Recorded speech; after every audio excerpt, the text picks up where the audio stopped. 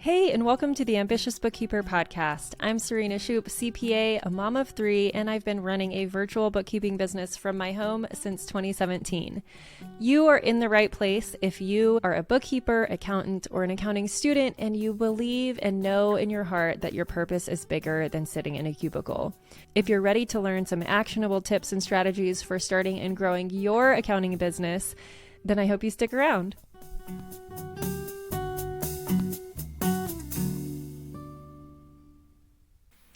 If you're trying to figure out what to charge, where to find clients, and what tools you actually need to start your bookkeeping business, this episode is your ultimate roadmap. I'm breaking down the pricing strategies that actually work, smart ways to get those first few clients through the door, and a non-negotiable tech stack that every bookkeeper needs. Oh, and if you're stuck wondering what services to offer beyond the basics, I've got you covered on that one too. Whether you're just starting out or you're fine-tuning your business, this one is packed with gold. It is a live Q&A replay from inside of my community from March of 2025. So grab a notebook and let's dive in. Hey, and welcome to the Ambitious Bookkeeper podcast. I'm Serena Shoup, CPA, a mom of three, and I've been running a virtual bookkeeping business from my home since 2017. You are in the right place if you are a bookkeeper, accountant, or an accounting student, and you believe and know in your heart that your purpose is bigger than sitting in a cubicle. If you're ready to learn some actionable tips and strategies for starting and growing your accounting business, then I hope you stick around.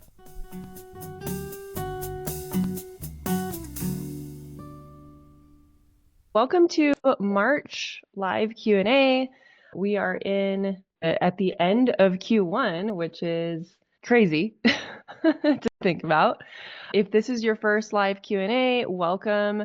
This is a space for you to ask anything and everything about running a bookkeeping business, whether it be client work, whether it be pricing, mindset, anything is on the table. If you want to know kind of behind the scenes of how I handle something, I'm an open book, so feel free to ask.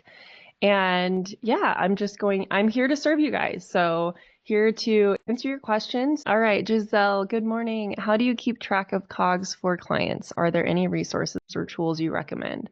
So most of my clients all of my clients are cash basis except for my SaaS client. But for my cash basis clients, they typically keep track of COGS in their Shopify and on their own. So when we record COGS on the books, we're not usually doing accrual method because our clients it's not that it wouldn't be valuable to them. Clients haven't seen the value in that, and so they're not really willing to pay extra at this point.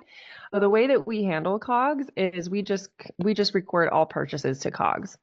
Now, you can do like a periodic inventory methodology where you get a year-end or a quarter-end inventory count and then adjust COGS based on what inventory is at quarter-end. That's a more cost-effective way of doing it. However, that still requires the client to do a physical count. And typically clients aren't wanting to do that even at year-end for some reason. Yeah, so for that client that's under accrual basis, I don't know what industry they're in, but if you want to share a little bit more in the chat, I can help walk you through that. If they are e-commerce, so it's going to require them recording what COGS is in their inventory management system. So if they're using Shopify, they need to be recording what they're paying for items and updating it in Shopify frequently.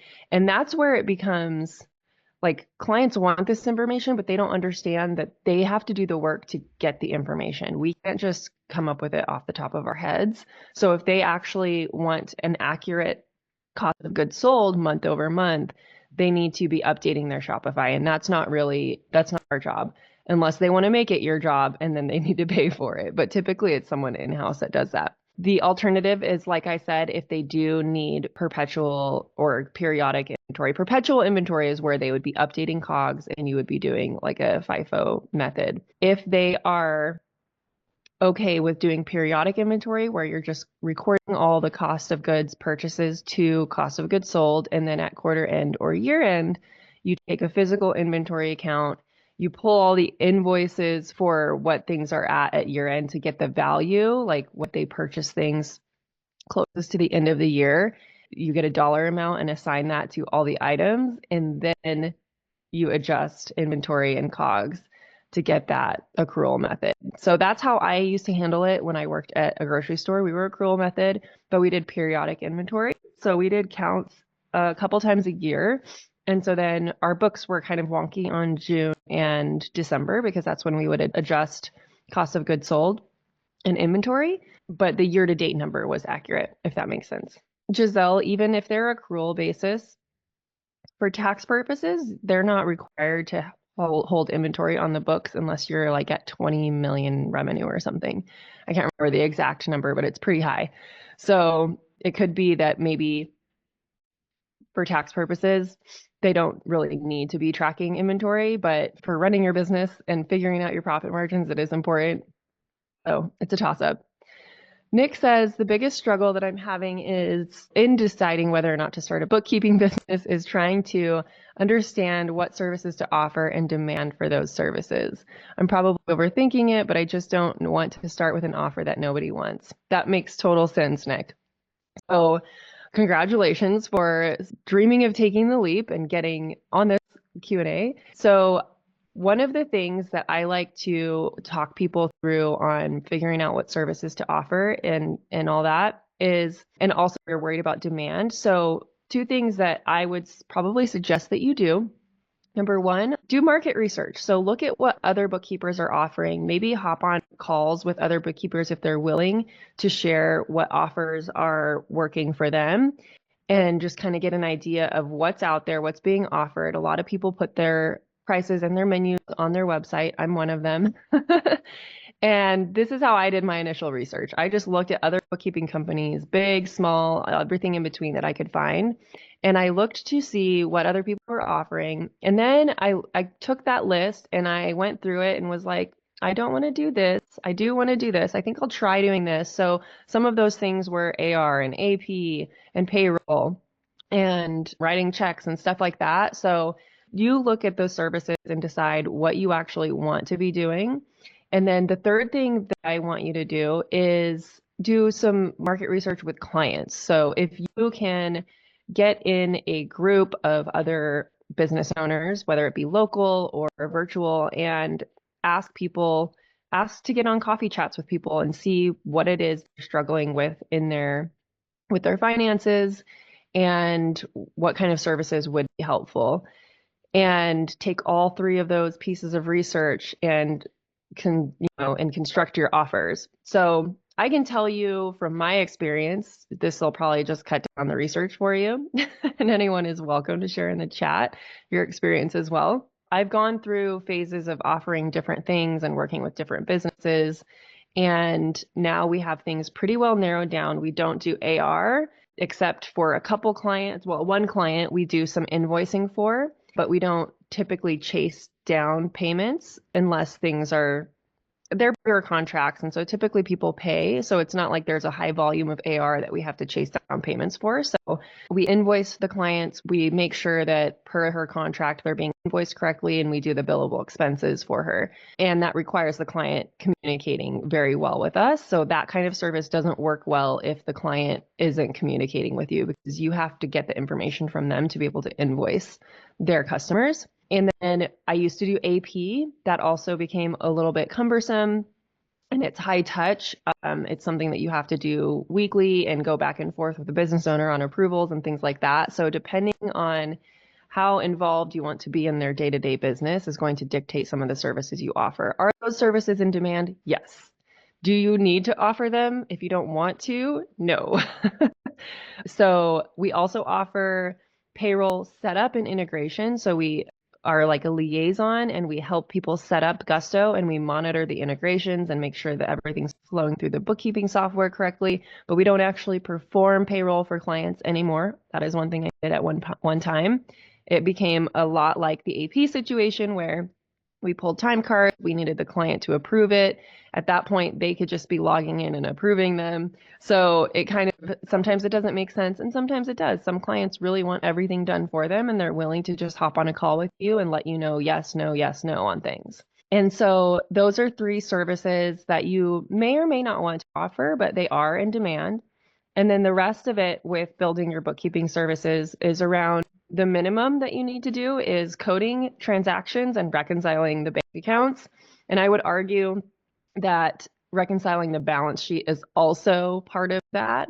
I know a lot of people are intimidated by that, but I think it's very important to understand the balance sheet and make sure that you're reconciling that at least quarterly or annually. Sometimes with certain loan accounts, you can get away with doing it annually. And then delivering reports. I'm a huge stickler on, even if the client isn't looking at them, making sure they know that they have access to their monthly reports and making them meaningful. So doing month over month instead of just January, February, like one at a time. Like as the year goes on, you add a month to the comparison so they can see how they're trending over the year. Those are the things that we offer our clients. We code and reconcile everything. Some of our clients are e-commerce, so there's a little more intricacies in reconciling with Shopify and everything. We use A2X. And some of our clients we do sales tax for.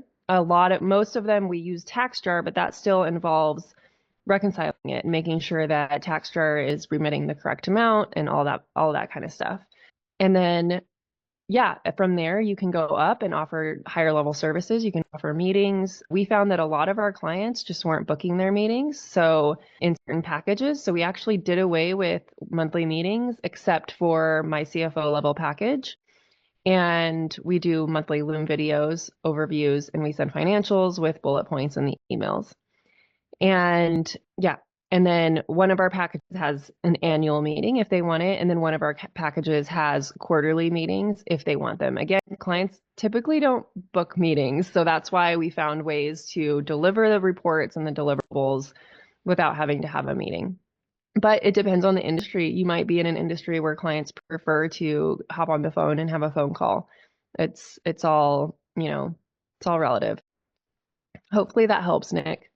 I'm still a W-2 employee, so I don't really have an online presence and I don't really have a local network of business owners to gauge the demand. I think these things would help and maybe I should start there. Yeah. Well, hopefully what I just went through helps a lot, gives you some things to think about. Also, I have a free training. If you go to ambitiousbookkeeper.com/training, I actually walk through tech stack services and helping you figure out what services to offer and what it actually takes to run a bookkeeping business. So that training would be great for you if you haven't taken it yet. Again, it's free. It's at ambitiousbookkeeper.com/training. All right. Christine says, good afternoon. Just starting my business, struggling with the best way to find clients. I've been applying on Upwork and no results so far. Looking to contact local CPA firms and see if they outsource bookkeeping. Any suggestions on where to look for clients? Yes, so Upwork is a great place to start.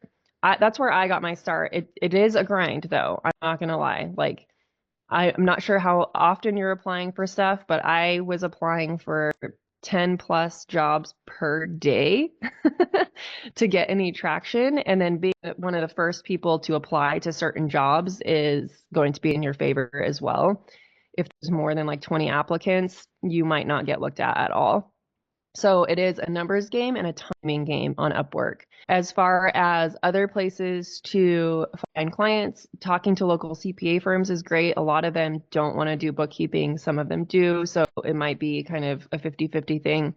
Otherwise, I would also network locally. I don't know if you have a chamber of commerce or a young professionals group. We have a young professionals group that's like a subgroup of the chamber of commerce here. And so I've gotten really involved in that, and we do education events and things like that. So I will be speaking to the group, and that's another really great way to find clients depending on your industry. Podcast interviews, doing trainings at co-working spaces, if you're comfortable with that. Even if you're not, I would suggest trying to get comfortable with that, because when you can speak in front of a group, even if it's just a handful of people or on a podcast, I find podcasts are a little bit easier to get over that hump of speaking.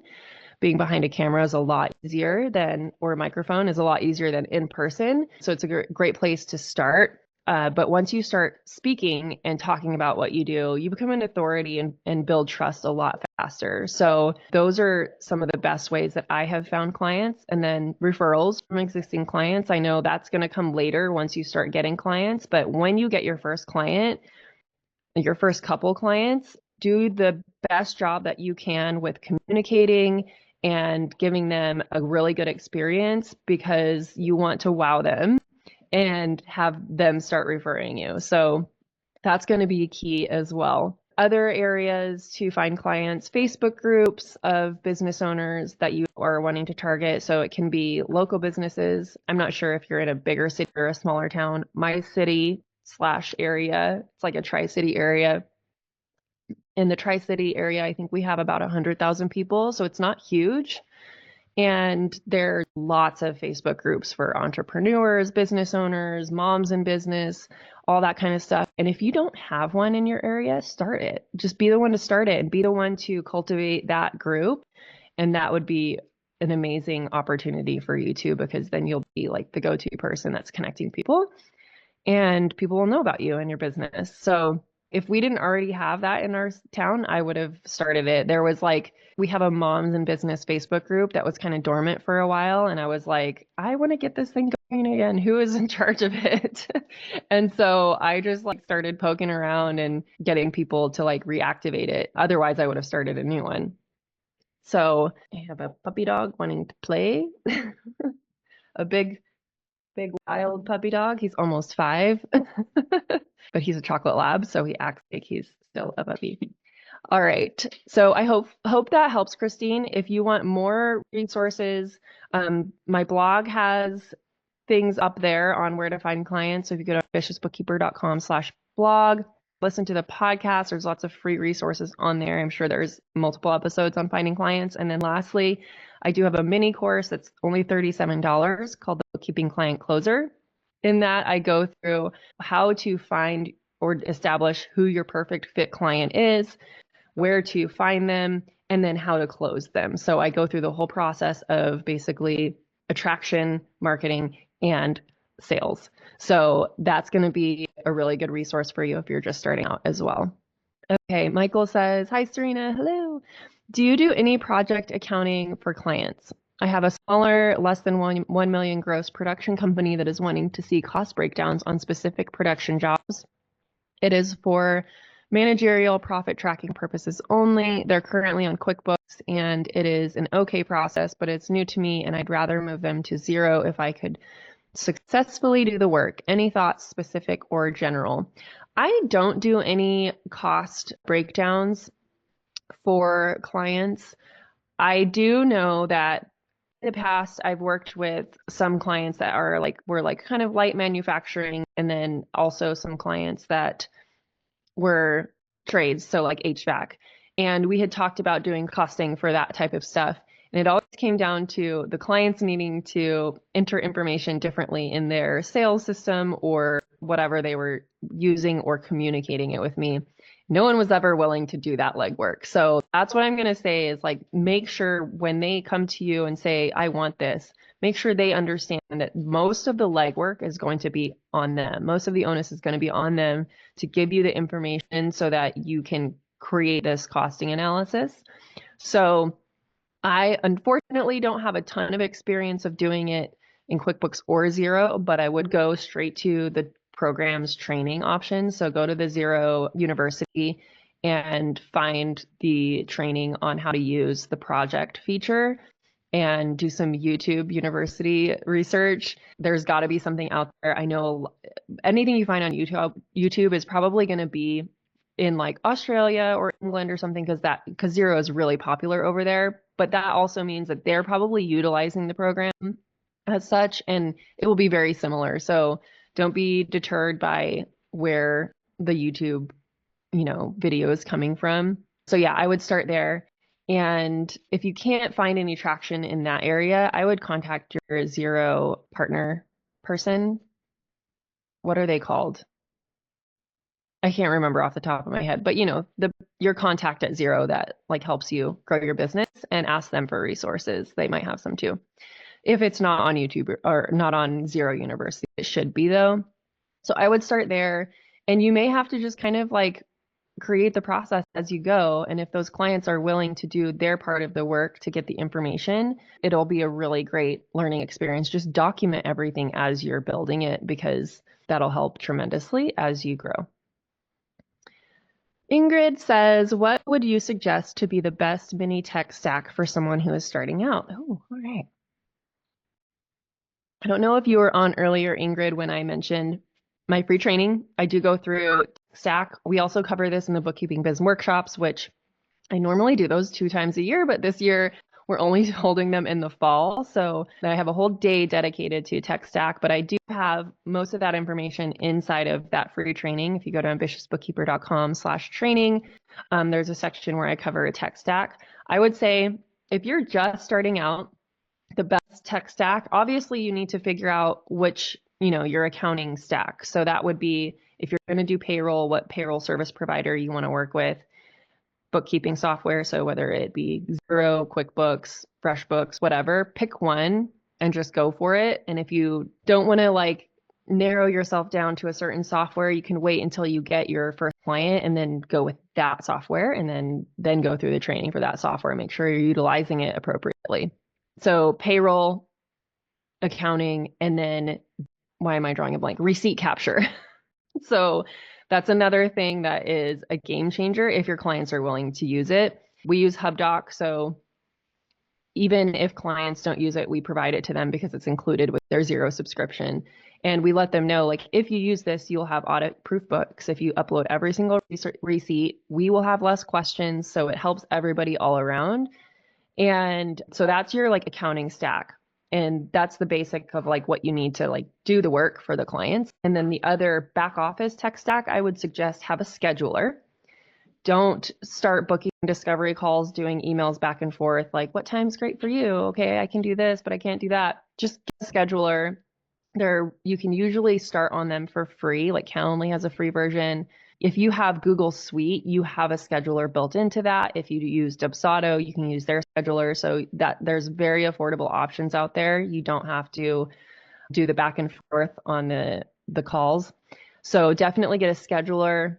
Zoom you can manage for free as long as your meetings don't go over 45 minutes. And then Loom also is a really great thing to have because you can record videos and send them to your clients and not have to have meetings. Basic tech stack. And then the other thing I would say is, do a Google Suite so that you have access to, then you won't even need Zoom. You'll have access to Google Meet.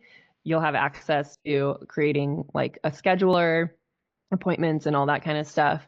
And then you have your email that's more professional than a Gmail. So I would say if you can only invest in like 1 or 2 softwares, I would do Google Suite and make sure you have a scheduler if you're not using that one.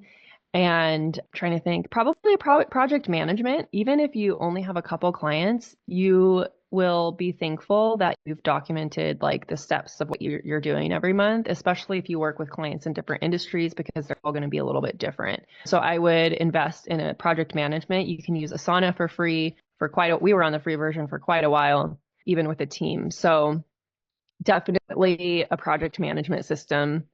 And yes, you can do that in a Google Sheet, I suppose, if you don't want to pay for a system or aren't sure what you want to use yet. You can always start with a Google Sheet or an Excel sheet. So that would be my recommendation for the best mini tech stack for someone starting out. Make sure you have a scheduler, or you can just go and use Google Suite, and then you have access to a bunch of tools that you need. If you want to start doing some like social media marketing or be able to create graphics and stuff, Canva has a free version, so you can start creating stuff on there, and it's pretty easy to use as well. So that would be my recommendation for like a marketing type stuff. So I hope that helps. Go take the training though. There's more in there, and I give you a whole checklist so you don't have to take notes or anything. It's all laid out there for you. Okay, let's see. Nick says, most local businesses in my area are on Facebook. I was thinking that would be a good way to get the word out about bookkeeping business. Absolutely. Definitely use Facebook if there's a lot of local businesses on there. That's how my town is. Everybody's on Facebook. Simone, I think Simone or Simon, I'm not sure. Sorry for joining late. I'm in the UK. May I ask how you recommend charging clients? No worries for showing up late. This is an open Q&A, so you can catch the beginning of the replay on YouTube. How I charge for clients, I recommend charging a flat fee if you can. I know it's really hard to figure that out initially, but what I did to figure out my flat fee, and I share this process in my programs. I share it in BBA, and I also share it in Pricing for Profit, which is a mini course you can get on my website. So what I did was, first you have to figure out the services that you're going to offer. So what your packages are going to be. And then I basically created a base level fee for what I need to make per client and nothing less. So there's more work involved in this, obviously. I'm not going to be able to explain it in like 5 minutes, but the first step is for you to actually figure out how much you need to make overall and make it worth it for you to be running this business. And so then once you have that number of like, this is what I need to take home, you can then back into what your revenue is based on your software costs. If you have team, paying your team, things like that. But likely if it's just you, you're really just talking about your software costs initially. So once you have your total, what you need to make number, bring home, you back into your revenue. Now you have your revenue goal. This is very summarized information. I walk you through this step by step in that Pricing for Profit mini course and inside of BBA. So you have your revenue goal now. Now you can decide, okay, how much do I want to work? How many clients can I handle? And at what levels? So like what the number of clients I can handle might be different than the number of clients you can handle based on the client size that we're dealing with, right? So if you have more clients, but they're less complicated, you can handle more clients. So then you decide about, this is all an estimate type of stuff. This is all the legwork that you have to do to kind of figure out where you need to price. And so it's not just a like price like this answer. You've got to do the legwork for you and your specific situation. How much are you able to work? How much capacity do you have? How efficient are you? What types of clients do you want to work with? What types of revenue are those clients at? Because that's a really big key is if you want to work with fewer clients, so then you're charging more, you've got to work with bigger clients because they have to be able to afford you. You can't work with micro clients that can only afford $100 a month. It's just out of alignment. So you have to make that decision as well, or start to make that decision. You may not know that right away until you start getting clients, until you start putting yourself out there and see what it is people need. So you might need to adjust later on. And that's something that we've done as well. So once you've kind of decided what type of client, what size of client, how many clients you can handle, how much you can work, you then basically, I would assign yourself an hourly, what you want to be able to charge, like realized value. It's not that you're actually charging an hourly rate, but you plug in basically an hourly rate that you would want to pay yourself. So for me, I usually plug in $150 as an hourly rate just to make sure that when we price the packages and we estimate how much time it's going to take to do that, we're hitting that hourly rate. So that's when what comes in is figuring out the packages that you're offering. So I'm not against charging hourly. Sometimes, well, at the very beginning, I charged hourly, and that's how I figured out how long things took me. So if you have no clients yet and you have no idea how long things are going to take you, then you have to start there. Otherwise, you might end up shooting yourself in the foot and underpricing and losing money by working with a client and flat feeing them. So if you have no clients yet, don't be afraid to charge hourly for the first couple clients to get your bearings on how long certain tasks take.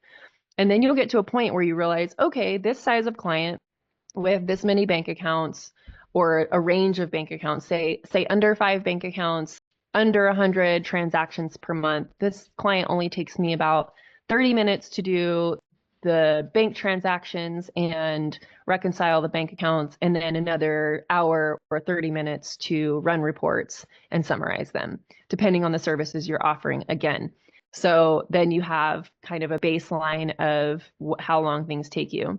And then back to what I said about charging having a base fee is I want everyone to establish a monthly fee that they're not willing to go below. Like if no matter what, if clients come to us, the minimum that we charge them is $450. And that is established because in order to make it worth it for me, my team, and everybody to work on a client and get the profit that we need to run this business, have to charge $450 for the type of clients that we're working with. So that's our minimum, that's our base fee. So we actually post that on our website, on my intake form when clients are, our interest form, when clients are interested in working with us, we have them acknowledge that our minimum fee is $450. It's not guaranteed that you'll be in that bucket, but if you at least afford that, if not, then I wouldn't even bother filling out this form. I don't say it like that, but that's basically what they realize. So figure out what that base amount is based on your profit goal and your revenue goal, and then deciding, okay, I cannot go below $450 per month if I want to hit my revenue goal this year or next year or ever, right? So you've got to decide what that number is based on all those factors that we talked about. So if you want that step by step and to dive deeper into that, I have a spreadsheet, a walkthrough, and everything on how to figure all of that out. That is in the Pricing for Profit mini course. That's at ambitiousbookkeeper.com/store. And then it's also inside of the Bookkeeping Business Accelerator. So if there's other things like marketing and figuring out your services and all this other stuff and setting up your business that you feel like you need support in, that is all inside of the Bookkeeping Business Accelerator. So I would recommend go watch that training first. And then when you watch that training, you get a special offer for the Bookkeeping Business Accelerator. So that's always my recommended course of action. All right, that was very long-winded. I hope that was helpful and kind of gave everyone an understanding of like pricing isn't one size fits all. It's not easy to figure out initially, especially if you haven't worked with any clients yet. So it's okay to charge hourly if you need to.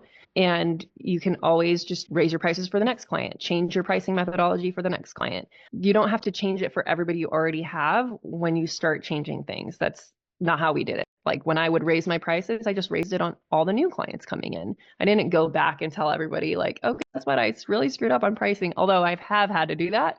Hopefully I can save y'all from having to do that. Michael says, that makes sense. Thank you for your thoughts. My other clients have foregone project tracking for the same reason as yours. This newer one has an employee in charge of reviewing transactions and assigning specific projects monthly outside of accounting software. And then their bookkeeper, now me, ties those transactions in the software. It'll work for now, and I'll investigate some of the zero resources on it. Yep, sounds like a good plan. Yeah, absolutely. Just want to take a moment and thank you for your podcast. It's the reason I started my business. Oh, thank you, Ingrid. Thank you so much. That means the world to me. I really appreciate you taking the time to listen every week, if you listen every week or binge every so often, and just knowing that my podcast helps people is what helps me continue doing it, because sometimes it does feel like we're just speaking out into a void. So I really love hearing from people that they listen to the podcast. I'm curious if you would let me know, anyone here, if you listen to the podcast, number one, and number two, how you found the podcast. I'm very curious about that. That's one thing that I'm trying to figure out, how people are finding it. The only data that I really have is when people join my program, I ask them where they heard of me. And so a lot of people end up saying the podcast, but I still want to know, like, how did people find the podcast? Did you just like search it up inside of your podcast player, like search up bookkeeping? Did somebody recommend the podcast? Did you hear me on Earmark ever? Because we did have some episodes up there for a while. Well, they're still up there, but I haven't done any new ones in a while.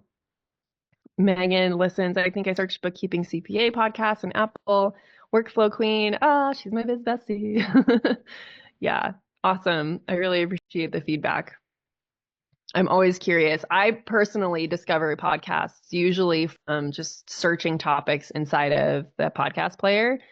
And so it's interesting to hear how other people find things, because I mean, not everybody has the same methodology, right? And I hardly ever look at YouTube. Like that's not where I go first for things. I usually still use the Google or now the Chat GPT. But I usually, if there's a topic that I want to like listen to, and I don't want to get an audiobook because sometimes audiobooks just like aren't conversational enough for me. So I like podcasts. And so I'll go into the podcast player and just search a certain topic that I'm interested in learning about. And that's how I find the podcasts I listen to. Yeah. All righty, everyone. Well, thank you so much for tuning in. The Bookkeeping Biz workshops are coming back this year, but it's not going to be until August, September-ish. So this fall. In the meantime, if you want to go through any of my trainings, the best training to go through, especially if you're brand new or if the first couple years in business, is my free training, The Ultimate Guide to a Profitable Bookkeeping Business. You can access that at ambitiousbookkeeper.com/training. And some other resources I mentioned today, I will have linked below the video. One of them was the Bookkeeping Client Closer and the Pricing for Profit mini course. I think those are pretty much all the resources we talked about. And then BBA, of course, is always open for enrollment. There's two versions. There's a VIP version. There's a self-paced version. The VIP version typically only opens when we do the workshops because I have previously been running it in cohorts. However, you can now join VIP anytime, and we actually have our calls monthly. So we have a monthly VIP coaching call where it's group coaching, and we have monthly co-working where you can hop on and get stuff done and have me or my team in the chat to support you. And then we also have these live Q&As every month for additional support. And then when you're in VIP, you also get access to exclusive Facebook group where you can ask questions any time of the day. And I usually answer within 24 hours. So you get access to that. All right, cool. Well, thank you again so much for hopping on, and the replay will be up on YouTube, or if you are in BBA, it will be in your portal as well. So thank you all so much for joining, and we'll talk to you soon. Bye. Thank you to everyone who helps make this podcast possible. Content and interviews are produced by me, Serena Shu. Our intro and outro music is written and performed by my brother, Ian Gilliam. Editing is also by Ian using his awesome sound engineering skills along with Descript software. Hosting and publishing is by Buzzsprout, and you can check out the show notes for links to all of these amazing resources and resources mentioned in the episode. Be ambitious.